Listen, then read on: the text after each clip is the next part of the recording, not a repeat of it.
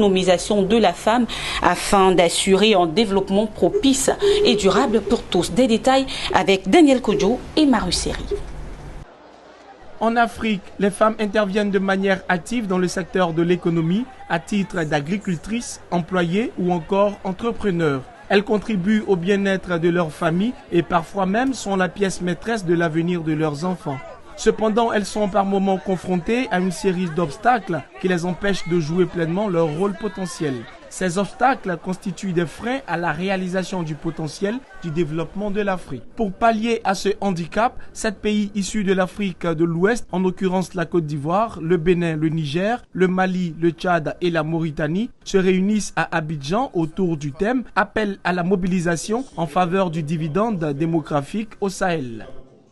Mesdames et messieurs, ce projet régional pour l'autonomisation des femmes et le dividende démographique qui cible 6 pays du Sahel et désormais le Bénin vise à accroître les capacités de ces pays à renforcer l'autonomisation des femmes et des adolescentes grâce à l'accessibilité à des services de qualité dans le domaine de la santé reproductive, maternelle, infantile, nutritionnelle.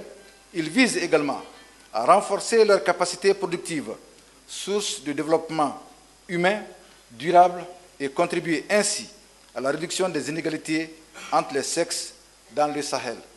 Le forum de partenariat public-privé a pour but de consolider les réseaux et réfléchir sur les collaborations éventuelles entre les gouvernements et le secteur privé. 2 jours durant, les 17 et 18 décembre 2018, des réflexions seront ainsi faites autour de conférences et panels. Les pays africains veulent relever le défi de l'autonomisation économique des femmes pour assurer un développement propice et durable pour tous.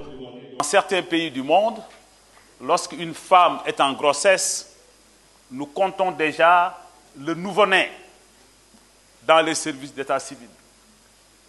Par contre, chez nous, en Afrique au sud du Sahara, lorsque nous rencontrons une femme qui est en grossesse, nous la regardons parce que nous pensons que c'est la dernière fois que nous la voyons. Donc je crois que nous avons la possibilité de transformer la vie de nos femmes pour qu'aucune femme ne meurt plus en donnant la vie. Les travaux de ce forum porteront sur les méthodes à appliquer pour déclencher la croissance économique et la réduction des inégalités entre les sexes dans la région du Sahel. Présente à l'ouverture de ce forum de partenariat public-privé à Abidjan, Mariatou Koné, ministre ivoirienne de la cohésion sociale, de la solidarité et de la lutte contre la pauvreté, n'a pas manqué d'interpeller ses pairs.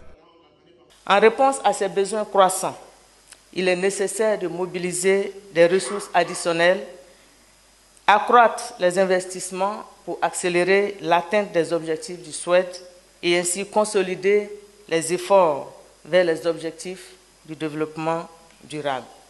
Mesdames et messieurs, l'amélioration substantielle du dividende démographique est un passage obligé pour nos pays en développement, car, comme l'indique la Banque mondiale en 2014, investir dans les femmes revient à investir dans l'avenir de l'Afrique.